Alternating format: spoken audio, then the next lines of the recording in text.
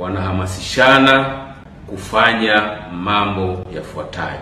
Namba moja, siku hiyo ya maandamano yasiyo na kikomo, yaani tarehe 9 Disemba 2025, wanaelekezana ambaye hajui kutumia silaha na hajapitia mafunzo siku hiyo asishike silaha, wawaachie waliopata mafunzo ya matumizi ya silaha, kwa maana rais watu hawa wanazo silaha za kutimiza lengo lao ambalo wamekusudia.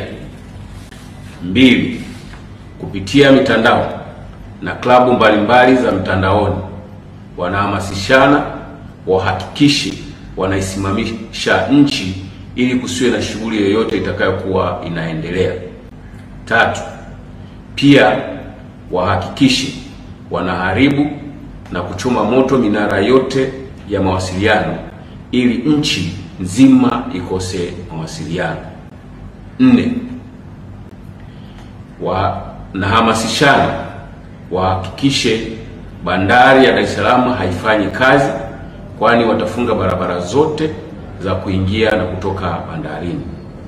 5, siku hiyo na kuendelea wanahamasishana wafunge barabara zote za kuingia na kutoka katika mipaka yetu au mipaka yote ili kuhakikisha hakuna anayetoka au kuingia nchini.